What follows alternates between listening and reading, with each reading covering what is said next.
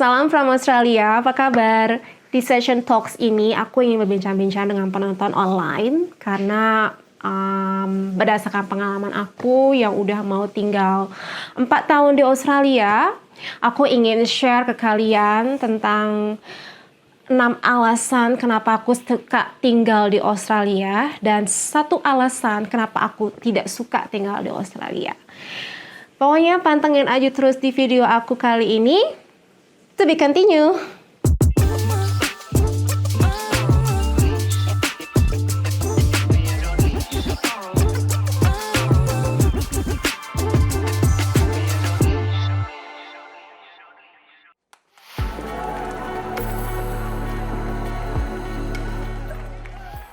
Baiklah penonton online, karena Australia itu mempunyai kampus-kampus yang levelnya itu bagus untuk kelas dunia, khususnya untuk kampus-kampus kelas dunia.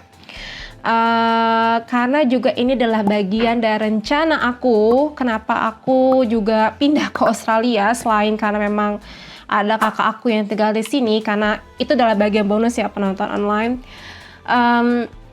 Aku memang orangnya ambisius dan passionate untuk soal study ya, karena aku pernah mengajukan dokumen-dokumen untuk lanjut sekolah S2 di kampus tersebut, tapi karena memang dokumen-dokumen aku nggak sesuai dengan persyaratan dan ada yang belum lengkap, jadinya aku gagal. Tapi tidak merubah kemungkinan aku nggak mau lanjut sekolah lagi, aku memang mau lanjut sekolah lagi.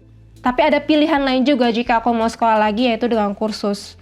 Karena kalau kalian mau kerja di bidang teknik, hospitality, ataupun bagian kesehatan, kalian harus ambil kursus. Karena itu adalah bagian dari persyaratan dari perusahaan-perusahaan di Australia jika kalian memang mau tinggal atau mau kerja di Australia sesuai dengan bidang yang kalian mau.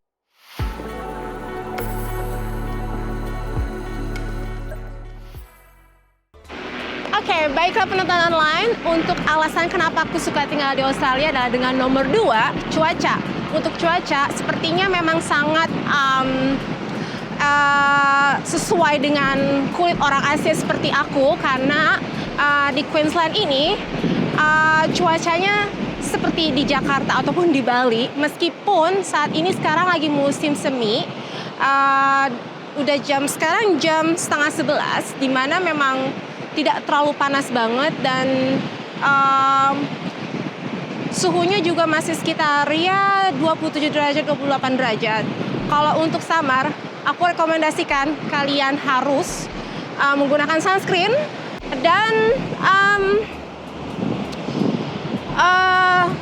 aku pastikan juga kalian kalau mau datang ke sini kalau dengan musim panas itu mendingan kalian tunggu dulu sampai agak sedikit adem. Pokoknya untuk cuaca, ya aku suka cuaca untuk di sini, makanya sesuai dengan kulit aku. Untungnya aku tinggal di Queensland, jadi musim dingin tidak terlalu bersalju dan musim panas ya panas banget.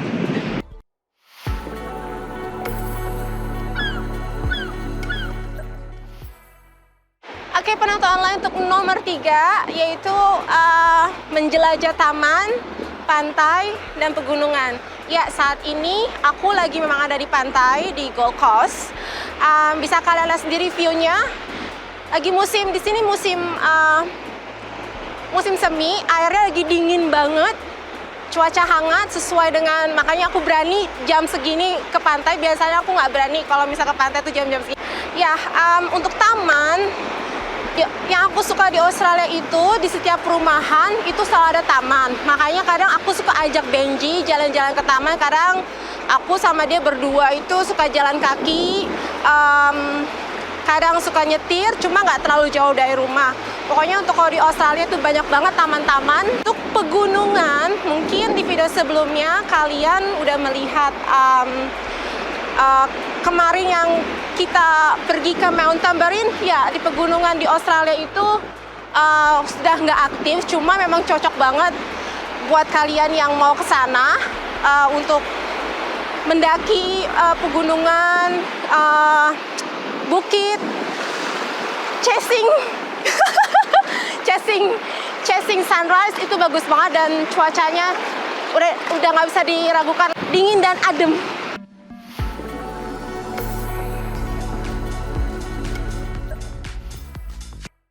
Oke, penonton lain di nomor 4 ada food and entertainment.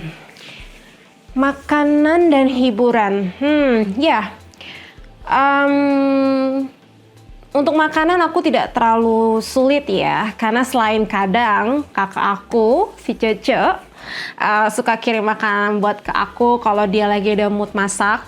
Karena dia suka share ke aku, datang ke rumah aku untuk membawa makanan yang dia masak.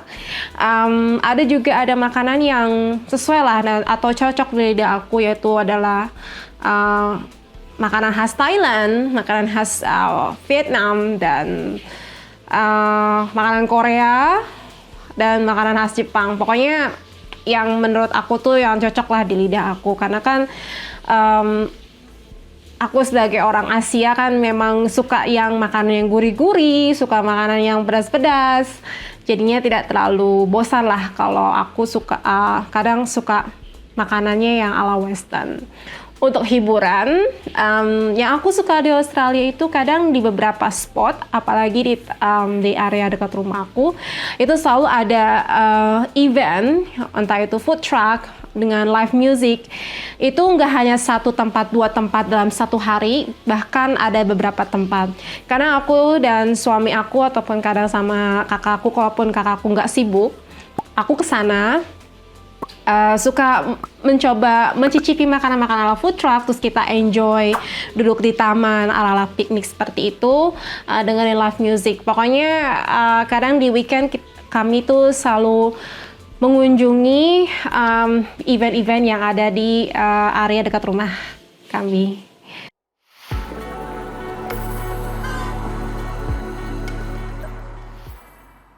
Oke, penonton lain, untuk nomor 5 adalah alasan kenapa aku suka tinggal di Australia, menyetir. Pertama kalinya aku nyetir di sini itu, di Australia itu, jujur banget, waktu itu pada saat aku ada janji atau appointment ke dokter.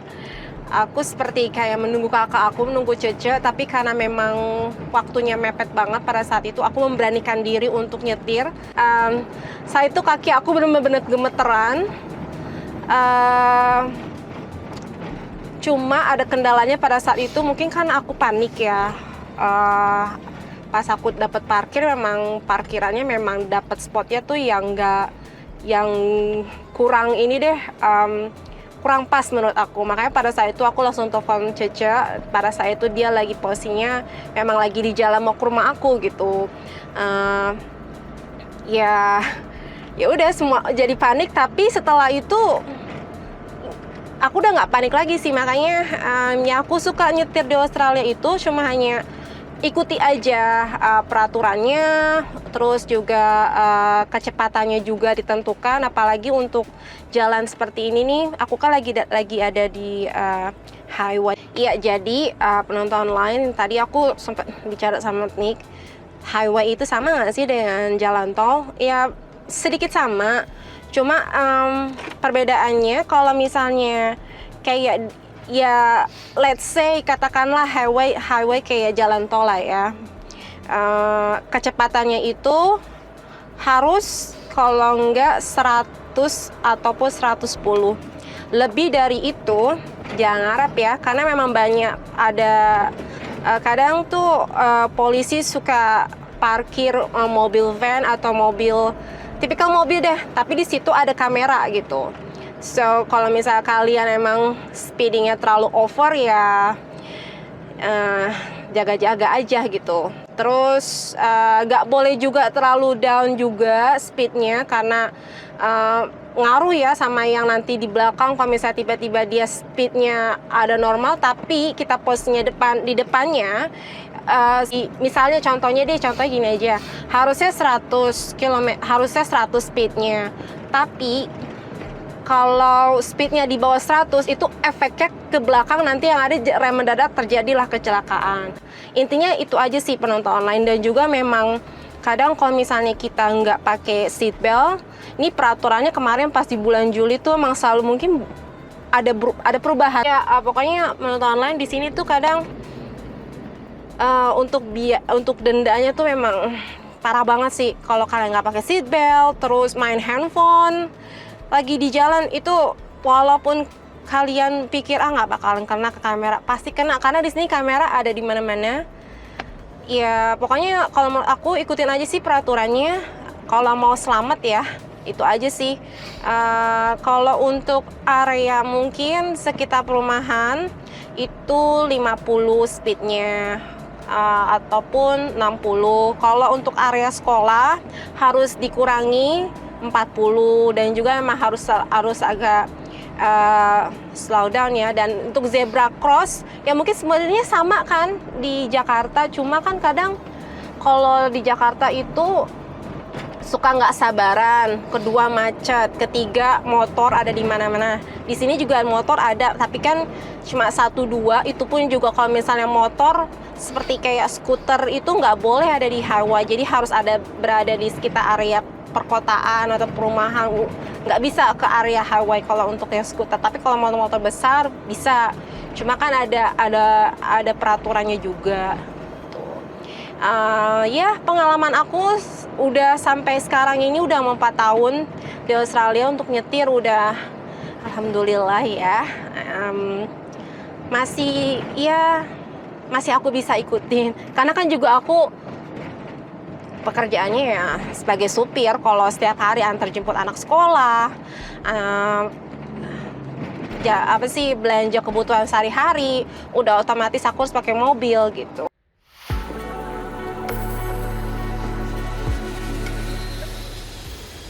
Oke penonton online, untuk nomor terakhir, nomor 6 adalah jarak. Ya, seperti yang kalian tahu, jarak dari Australia ke Indonesia berdasarkan map itu emang deket banget. Di sini memang ada 2 pilihan penerbangan. Jika aku mau pulang ke Jakarta, aku bisa aja pulangnya via transit ke Singapura. Tapi aku lebih sukanya itu untuk ke Bali, karena di sini ada penerbangan direct flight dari Brisbane ke Bali. Nah, memang sih untuk ke Jakartanya itu Bali itu bukan transit. Jadi harus pintar-pintar untuk mencari penerbangan jika aku mau booking tiket. Dan jika memang aku udah tiba di Bali, aku mau langsung ke Jakarta. Jadi aku tuh harus pintar-pintar untuk mencari tiket penerbangan untuk ke Jakarta. Jika aku memang nggak mau stay lama-lama di Bali, ataupun memang aku mau stay di Bali dalam 1 malam juga memang tidak masalah. Dan yang paling utama aku merasa aman aja, karena udah ada di Indonesia, jadi aku bisa bebas untuk langsung makannya, dan memang tahu rute-rutenya di Bali itu seperti apa. Jadi emang aku udah terbiasa sih penonton online. Dan memang kalau untuk ke Jakarta memang sih ada, cuma harus transit di Singapura. Jaraknya itu dari Brisbane ke Singapura kurang lebih 8 jam, dan nggak tahu transit di Singapura, let's say lah mungkin 1 jam, dan langsung dari Singapura ke Jakarta 2 jam. Mungkin kalau misalnya tidak dikalkulasikan dalam transit, bisa jadi 10 jam. Makanya aku lebih prefer dari Brisbane ke Bali, Bali ke Jakarta.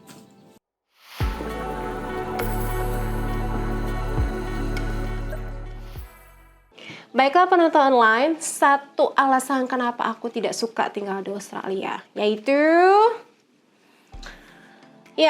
jauh dari keluarga dan teman-teman. Dalam 4 tahun aku tinggal di Australia ini, aku udah bener-bener homesick banget.